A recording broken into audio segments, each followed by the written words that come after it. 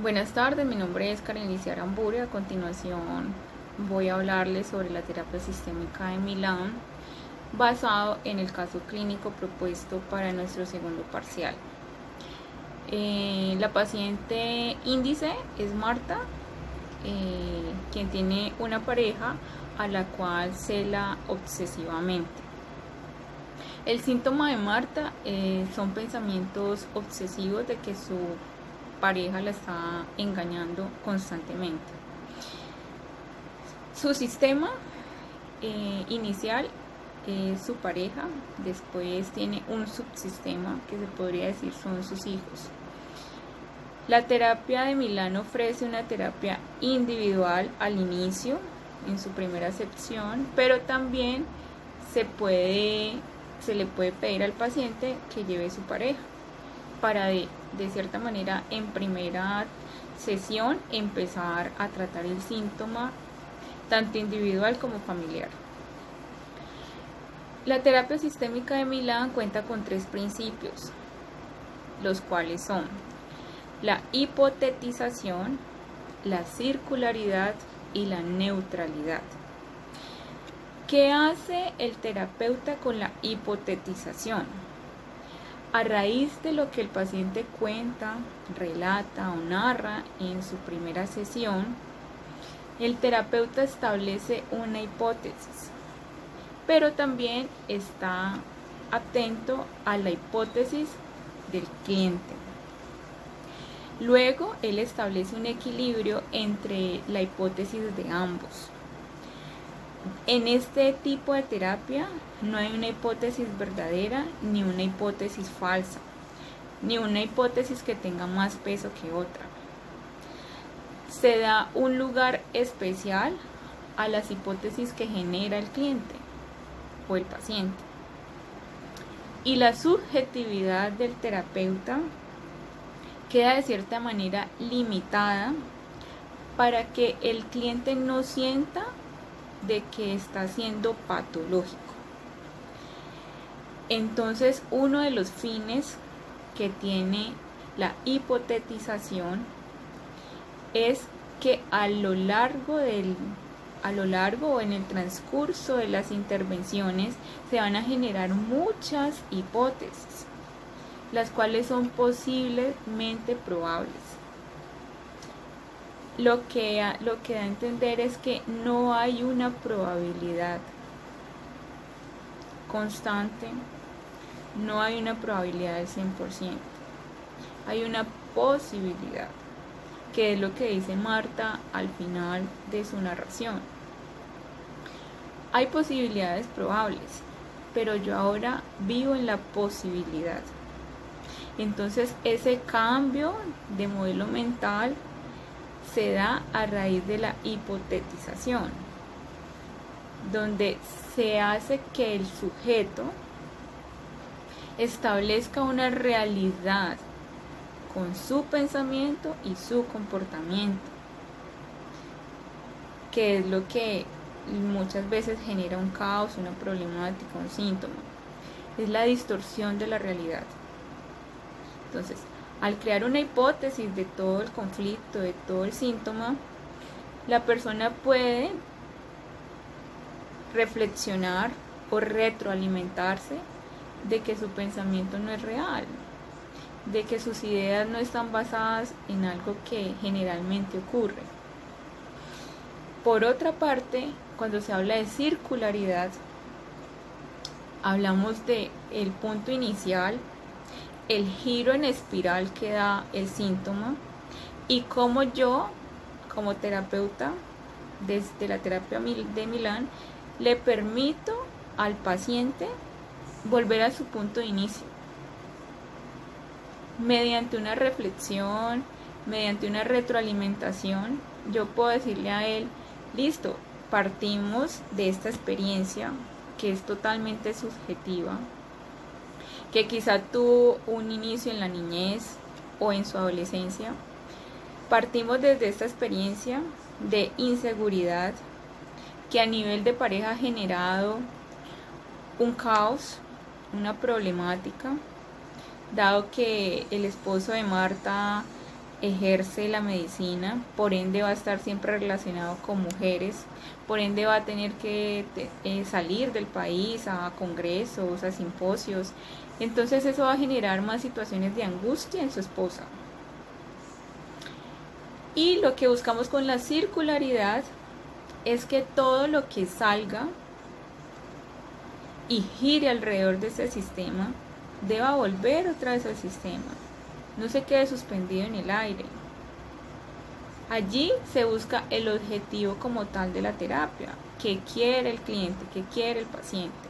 ¿El paciente quiere una cura para su síntoma o el paciente por ende quiere mejor como minimizar el síntoma, como sentirme bien ahorita, para que quizá mi esposo no se divorcie, pero no curar el síntoma? Entonces el terapeuta también busca en consenso con su paciente cuál es el objetivo de ir a terapia, qué busca con la intervención. Por último, tenemos el principio de neutralidad. El principio de neutralidad se basa ciertamente en la imparcialidad del terapeuta y en su capacidad de manejar emocionalmente las situaciones para evitar sesgos y para evitar juzgamientos. Desde la neutralidad se puede ver y notar que un paciente siempre va a dejar explícitamente o implícitamente su parte emotiva. Por lo tanto, el terapeuta iniciará un proceso con ciertas técnicas, tales como las preguntas circulares, las preguntas hipotéticas, los rituales, que en este caso de Marta permitiría muchísimo sus cambios de modelo mental y sus cambios de comportamiento. Al igual que, como lo dije en el principio, permite ver el hoy de ella, no ver su pasado, es ver el hoy, cómo está actuando ella hoy, y mediante preguntas hipotéticas y futuras hacerla ver que esa problemática que hoy ella está sintiendo, que hoy ella está evidenciando y experimentando, la viene experimentando tiempo atrás. Entonces es situar al paciente en su hoy, pero hacerle ver también de que ese hoy son implicaciones del pasado. Entonces la neutralidad del terapeuta en este caso es manejar la distancia, manejar el apego, y allí cuenta con algo muy importante que otras terapias que en el transcurso de lo que llevo en formación no había visto, y es la parte de la observación por un tercero, que permite es limitar de cierta manera esa relación cliente-terapeuta o paciente-terapeuta, para que el paciente no cree unos lapsos más entrañables con el terapeuta. Entonces, en esta parte sí considero importante la observación de un tercero, o el seguimiento de un tercero, que permita decirle al terapeuta o al psicólogo: mira, hasta aquí puedes llegar, es importante hacer esto, es importante redireccionar al paciente a esta situación o redireccionarlo con este otro profesional. Entonces, la terapia de Milán permite a esta paciente con un síntoma obsesivo cambiar su modelo mental, y al cambiar el modelo mental va a cambiar continuamente su comportamiento. Dentro de las técnicas utilizadas para este paciente podrían tenerse preguntas circulares e involucrar a su pareja y sus posibles hijos si los tiene. Entonces, una de las preguntas circulares podría ser: ¿qué piensan o cómo se sienten sus hijos cuando tú experimentas o sientes que tu pareja está siendo infiel y él, por el contrario, tiene unos comportamientos y unas actuaciones que dan para pensar de que es una persona que es 100% infiel a su pareja. Esa sería una pregunta donde se involucran ya el síntoma a la familia, a los subsistemas de la familia, de qué manera esas relaciones interfamiliares denotan cómo los afecta este síntoma. También podemos utilizar preguntas hipotéticas y preguntas a futuro, o sea, ¿cómo te ves tú en 10 años? ¿Piensas que estos comportamientos pueden ayudar a tu pareja en algo? Estos comportamientos, sin embargo, pueden deteriorar la relación. También se haría un ritual en el cual hay un cambio de rol. Se le pediría al esposo que actúe como Marta actúa normalmente, que sea un día en el que él realice todas las acciones que Marta hace. Revisar su celular, revisar su cartera, llamarlo todo el tiempo, preguntar cuáles son sus amigos, qué edades tienen, si están solteros, si están divorciados, ¿ya? Eso también haría un ajuste y un equilibrio en el sistema, porque ya ella sentiría lo mismo, quizás lo mismo que él siente cuando ella acude a todas estas, a todos estos elementos donde libera la obsesión. También están como técnicas el diálogo y la narrativa. En el diálogo podrían hacerse una especie de preguntas y respuestas en cuanto a situaciones, vivencias, sentimientos, emociones, cómo se siente Marta, cómo se siente su esposo. Entonces ya se crearía un debate como tal. El diálogo es muy importante y el terapeuta debe estar 100% activo y esperando el momento indicado para poder hacer un ajuste, para poder equilibrar ese pensamiento, esa distorsión que tiene el paciente en el momento, para poderlo ver que esa no es la realidad, pero no diciéndoselo él, mostrándole un panorama más abierto. Y me parece chéverísimo que utilice la hipótesis, porque la hipótesis crea duda, pero también impulsa al ser humano a encontrar la solución más adecuada, a encontrar la respuesta verdadera. A término general, la terapia de Milán es una terapia muy bien estructurada. Personalmente me gustó mucho, me parece que ofrece muchas cosas al terapeuta y más porque no hace ver al paciente como tal, o sea, lo hace ver como un cliente, como una persona que está sumergida en un sistema donde hay muchos cambios y donde se necesita un equilibrio. Eso es todo. Por otra parte, quiero compartirles la reflexión sobre los modelos mentales ajustados a Marta, la paciente. Los modelos mentales son todas aquellas ideas, suposiciones o historias que nos permiten tener una visión clara del mundo o una visión distorsionada del mundo. Los modelos mentales son aquellas percepciones psicológicas que el individuo tiene acerca de la realidad. Tiene unos principios o unos componentes. Entonces, si lo analizamos desde el caso de Marta, una persona con un trastorno obsesivo, podemos decir de que sus modelos mentales giran en torno a una distorsión de la realidad, la cual ha sido alimentada por la inseguridad, por los celos de su pareja, pero más que todo por una inseguridad. Ahí ya tendríamos que mirar problemas de autoestima, problemas de relaciones interpersonales, problemas de tolerancia, de respeto, entre otros. Pero basándonos en los modelos mentales, entonces se puede decir de que mediante la eliminación Marta siempre toma los estímulos que le generen o alimenten más su inseguridad. Es decir, si Marta tiene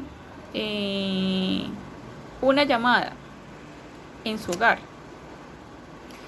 en un horario inesperado o en un horario no habitual, entonces inmediatamente sus ideas van a decir, lo está llamando el amante. Y puede ser de que esté llamando a una persona de su familia que está enferma y necesita pedir un favor, pero su esquema mental inmediatamente va a decir, no, es la amante y lo está llamando. ¿Listo? Entonces ella lo que hace es eliminar otros estímulos, otras ideas, otras posibles causas de la llamada y solamente se ajusta a la que le alimenta sus pensamientos obsesivos o su inseguridad. Después tenemos la construcción de un pensamiento. En la construcción de un pensamiento se basa en la ley de que todo tiene un sentido. Y muchas veces, al no tener un sentido, el ser humano lo inventa, pero se lo da. Entonces, en el caso de Marta, el esposo dice, debo salir a un congreso y es fuera de la ciudad. Entonces, el sentido que le da Marta no es un sentido académico como tal, propio de su carrera. Ella le va a dar un sentido de huir. O sea, sí, él tiene un amante y se va a ir a ver con ella y seguro se irán de vacaciones. Ella ya cambia todo el sentido de la realidad. Después de la construcción encontramos otro elemento que habla sobre la distorsión. La distorsión es cuando se le da el sentido contrario a la realidad de la persona o a la realidad del sistema, a la realidad de la pareja. Entonces, el encontrar un número telefónico en la billetera del esposo, ya Marta lo asume como tiene los datos de una posible amante. Entonces él ya se está comunicando con ella y eso va generando más y más pensamientos obsesivos constantes. Después hay una generalización. Entonces en la generalización ya es, ella va a pensar que todas las compañeras del trabajo del esposo son sus amantes, que todas son personas ofrecidas, que las mujeres siempre se visten ofreciéndose a los hombres. Entonces ya hay un cambio de esquema mental frente a las mujeres y hay un cambio de esquema mental frente al hombre, porque ya para ella todos los hombres van a tener amantes y todos los hombres van a estar buscando un momento a solas para poder conseguir un amante. Entonces, ¿qué hacen los esquemas mentales dentro del pensamiento sistémico? Lo que buscan las terapias es que el individuo, mediante una reestructuración, cambie su sistema mental, cambie su modelo. Y el terapeuta lo enfrente con su distorsión. Que le ponga la distorsión y que le ponga la realidad y lo enfrente para hacer un empalme, para hacer un equilibrio. Y para que este individuo pueda curar su síntoma. Entonces en Marta, mediante la terapia de Milán, se busca es que cambiar su modelo mental de distorsión por un modelo mental real, por un modelo mental que le permita la participación, que le permita bienestar, que le permita el diálogo con su pareja. Y que le permita crear hipótesis, sí, pero no hipótesis y que a la vez ella le dé la solución o le dé la probabilidad. Vuelvo a repetirlo, en el sistema hay posibilidades, sí, pero las probabilidades no pueden ser medidas, ni se puede actuar mediante una probabilidad, se puede actuar mediante una posibilidad. Porque lo que hace la probabilidad es regresarnos Y este concepto de regresión, aunque es aritmético, tiene un contenido muy amplio en los sistemas. Porque al hacer una regresión la persona frente a una problemática, esto quiere decir de que se está alejando muchísimo de su realidad, de la solución. Y esa regresión permite que otra causa o un efecto haga más regresión. O sea, la persona se aleje más de lo que en realidad quiere, de lo que en realidad puede objetivizar, de lo que en realidad le va a ayudar a tener una vida de bienestar. Eso es todo. Muchas gracias.